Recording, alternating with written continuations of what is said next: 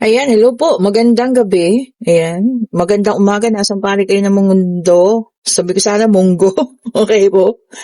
Sorry naman. Okay, Martes pa rin ngayon ha. Ayun po ay Martes pa rin. November 25 of 2025. Okay. Gabi na. Mag-aalas 7 na rito sa amin ha. Okay. Kaninong energy itong makukuha natin ngayong gabi, no? Sana sa'yo na, sa mga naghihintay dyan. O, ayan po ha. Okay, meron tayo rito, Queen of Pentacles. Okay. Ang aga ng ating Queen. Meron tayo ditong Ace of Swords. Okay. Tingnan pa natin, ano. Meron tayo ditong The Chariot. Check pa po natin. Napaka-alive ng barahan, no? Meron tayong The Judgment.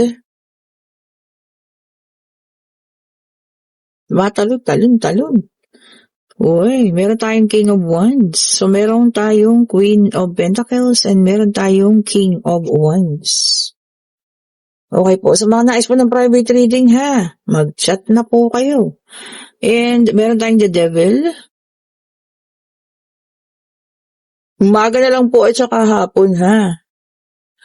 Hulibok na ang gabi. Ayan. Meron din tayo rito Four of Wands. Okay. So, eto na. And meron tayo ritong Three of Pentacles. Okay po, ha? Okay, so nakikita ko dito may relasyon. Okay? Hindi po, merong relasyon dito, no, na feeling ko nakakaramdam ka na maaring tatlo kayo. Ayan, kasi, no, tatlo. Yes po, ayan. So, ito confirmation, ha? Dalawa kayo sa buhay niya. Okay. So, maaaring ikaw ito, ang Queen of Pentacles, at ito siya ay ang King of Wands. Okay. So, pwedeng kasal, pwede ring hindi, ha? Kasi may nakita tayong ganito dito. Pero yun nga, no, uulitin ko, maaari pong kayo ay tatlo. O yan, or dalawa kayo sa relasyon. Bakit? Kasi ikaw, oo, tunay naman, mahal ka niya, ha? Pero merong isa doon, o pwedeng babae ito o lalaki ito, no? Na parang malakas yung attachment niya doon sa taong iyon. Okay. So, kasi nandito ang devil, and the devil is an addiction. Okay po. Hindi niya kayo mabibitawan parehas, ha? Kasi ilalaban niya yan. Kita nyo, Ace of Swords. Wala siyang gustong bitawan sa inyo. Wala siyang pakialam kahit sino ang masaktan. Ayan. Hanggat kaya niya kayong itago parehas, itatago kayo, no, sa isa't isa. And kaya lang, meron kasi ditong no, The Chariot. Sa pag-alis, nakasakay na nga, maaring ang isa talagang makakapag-desisyon, iwanan, or umalis dun sa isa. No? Nandun din ang ating The Judgment or pagising. Baka hindi kakayanin, o diba? Kahit sino naman po.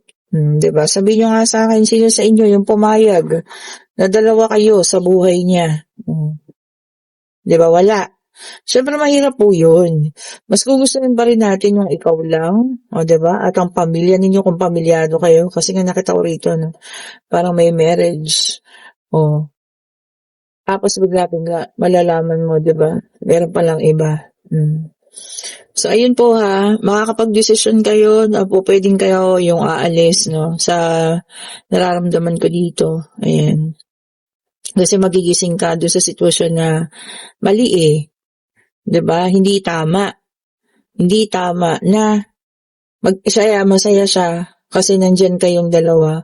Paano naman yung nararamdaman yung dalawa? Diba po?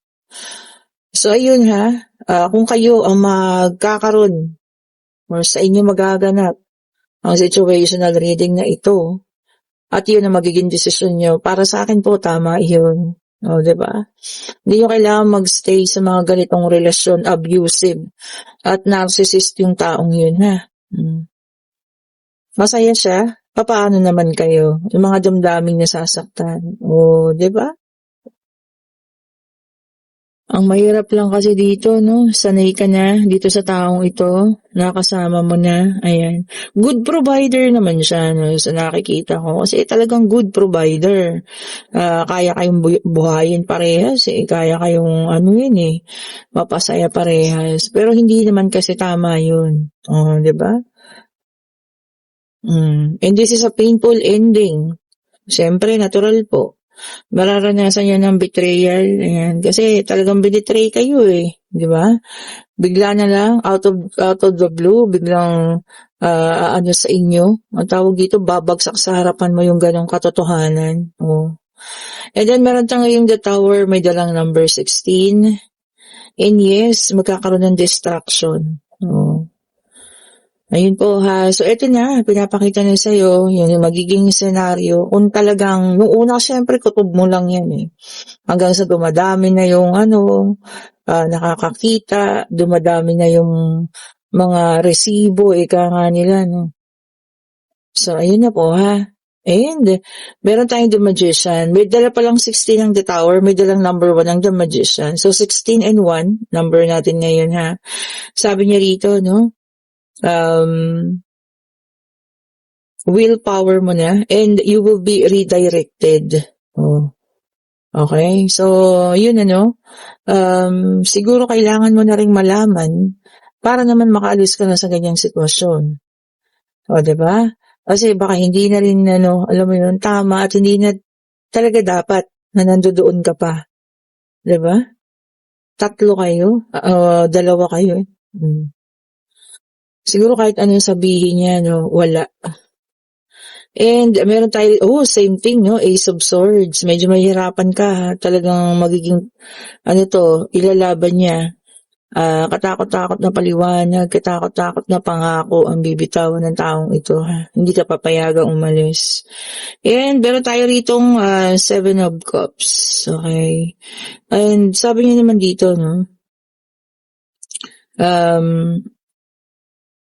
dreams. Ayan.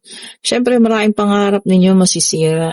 Siguro kung sa susunod, ikaw na lang ang tutupad ng mga pangarap na yun dahil ikaw na lang mag-isa. Okay po? So, ayan ha. Meron ulit tayong Queen of Pentacles. Wala namang magiging problema sa'yo kasi sa tingin ko masipag na tao, marunong humawak ng pera, may trabaho ka, kaya mo mag-provide para sa sarili at kung may anak man kayo, kakayanan mo rin mag-provide. May dalang number 9 ang ating The Hermit. Ayan ha.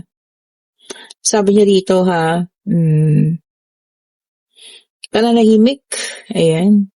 Yun muna yung gusto mo. Kahit sino naman, di ba? Kailangan mo nang manahimik. Kailangan mag-isip. Kailangan paghandaan yung mga bawat hakbang. O, di ba po? So, ayun, peace of mind ang gusto mo. So, maaaring pagod na sa mga ganung sitwasyon, And then, meron tayo ditong Page of Swords. Ay, tignan mo naman. Sabi niya rito, don't go drawn into arguments. Iniiwas ka. Huwag ka daw pong pumasok sa mga argumento na yan. Kasi baka mas lalong, alam mo yun, makasira sa'yo, makasira sa emosyon mo. So, ayun, ikaw na nga, kaya nga gusto mo ng katahimikan. Ikaw mismo, yung, anong tawag dyan, iiwas sa kung ano man po. Ayaw mo nang may argumento. Which is good, ha? O, yan.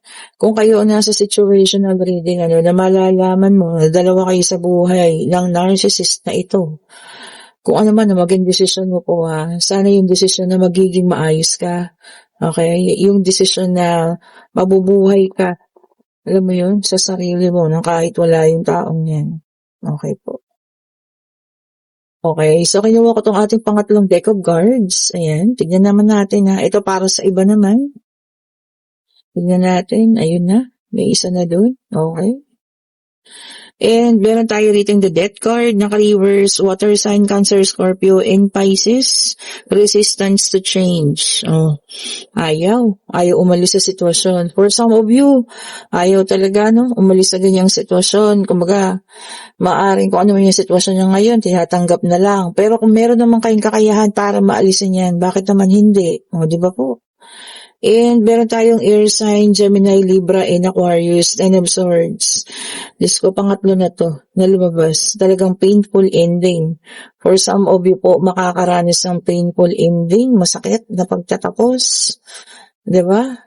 Okay lang yung sakit kasi maaalis at maaalis din po yan eh. Diba? Kalaunan, matatapos at matatapos din po yan. Siguro kailangan mong pagdaanan talaga yun para mas lalong tumapang, ano? O, kung sino naman po sa inyo, ha? And meron tayong Page of Swords, air sign ulit ito, no? And, meron din po sa inyong nais makipag-negotiate. O, kung para kanina man ito, makikipag-usap, baka nagkaroon kayo ng problema, no? Ngayon, kailangan na. Bibigay na raw yung negotiation na iniintay ninyo. Di ba? Atin pong yan, tawag dito. I-consider. Di ba? Baka maganda naman yung magiging offer nila. Bakit naman hindi? Okay, and then meron tayo dito, Four of Pentacles, Earth sign. So meron na tayo mga water, air, and earth. So si fire sign na lang ang wala, ha. Naka-reverse, no? Ang ating Four of Pentacles. Ayan, possessiveness. Baka makakaranas po kayo, ha, kung sino man sa inyo.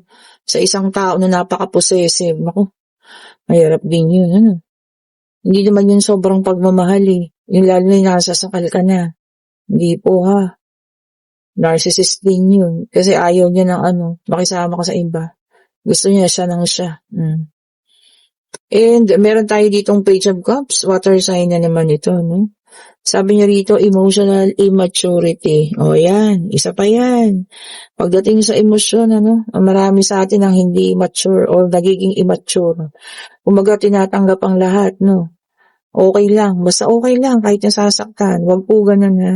Pag hindi na kaya, bakit nag-stay pa, di ba? And then the High Priestess, water sign ulit ito. Sabi niya dito, ha, trust your instinct. Tama naman. Paniwalaan mo yung kutob mo. Maniwala ka. Dahil bibihira sa tao ang kinutuban na hindi totoo. Most of it po, nasa 99%. Tama yung kutob mo. So ngayon meron kayong iniisip. Meron kayong kinukutuban. Tama po yan, ha. Ayan, tingnan natin. And then, meron tayo ritong Eight of Swords, air sign. Ito ulit, Sabi niya rito, naka-reverse ang ating Eight of Swords. Yung iba sa inyo nililimit na. Yan. Maganda naman. Siguro baka naglalagay na ng boundaries, no? Hinaharangan na. Hindi na lahat tinatanggap. Hindi na lahat ng kung sino man pinapapasok sa mundo ninyo. So, nagkakaroon na talaga ng boundaries. Which is good. Kilalanin po, ha, ang mga tao o kung ano man ang gustong lumapit sa inyo bago ninyo tanggapin. Yan. And then, meron tayong Queen of Pentacles, Earth sign ulit ito. Pangatlo yata na siyang lumabas. Talagang, ang Queen of Pentacles ngayon ang medyo masusubukan ng puso. Kasi, tatlong beses na siya. So, mostly ito ay mga Earth sign, Taurus, Virgo, and Capricorn. Ayan, ha.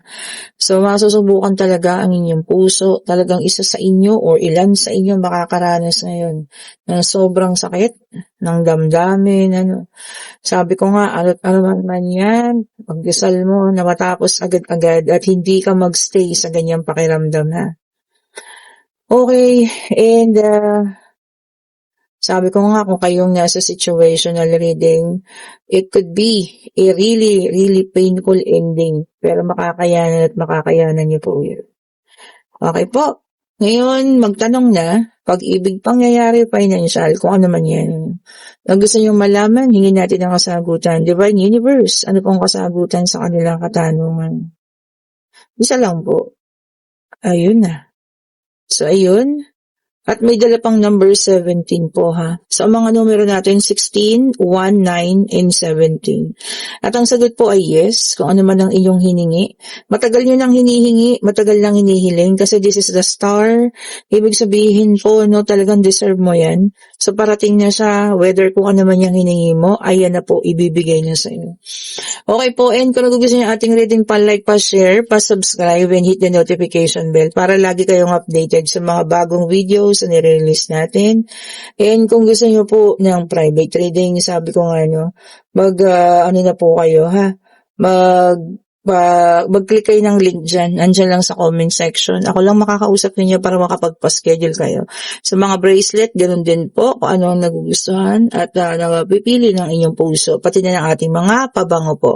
Thank you so much po for watching. Have a great evening. Happy Tuesday pa rin po sa lahat ha. Bye-bye po sa inyo.